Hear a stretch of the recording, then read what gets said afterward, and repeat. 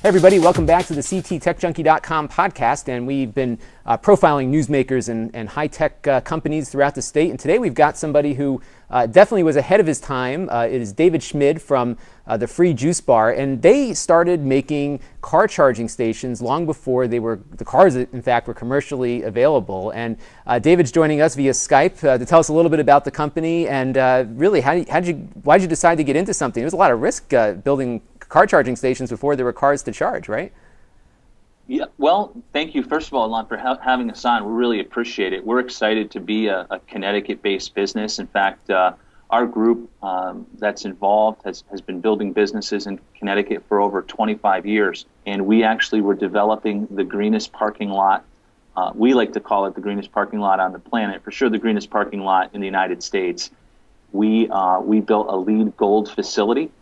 That facility was powered and is powered by wind and solar. It has geothermal.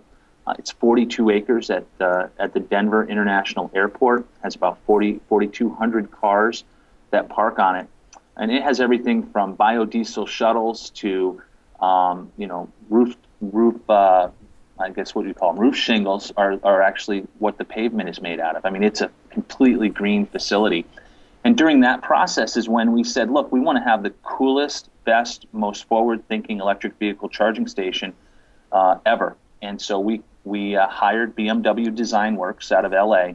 BMW Design Works, 50% of their time they work on BMWs, and 50% of their time they actually design for the outside world, like ourselves. And we went to them and asked them to help us design a forward-looking, really cool electric vehicle charging station, and they did that for us in 2010.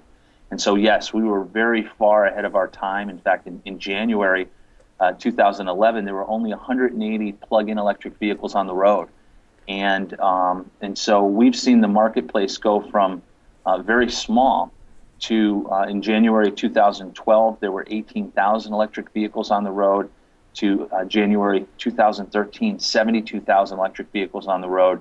And now we're well over 100,000 plug-in electric vehicles on the road in the United States. And so it's an exciting time. We have some hockey stick growth going on in the electric vehicle world. And as a result, there's a real demand, a marketplace demand for electric vehicle charging stations. Yeah, I can tell you, owning an electric vehicle, and my father recently got one too, so we're having a place to charge is a good thing. Do you think that the infrastructure can be built to support all of these cars when they're out there? Because I know that the CLMP has been talking about their approach has been to focus on evening charging, which makes a lot of sense, obviously, because there's capacity issues that they want to maintain throughout the 24-hour cycle. So I noticed from your chargers that you can actually charge more than one car at a time off of each unit, right? So how many can you support typically?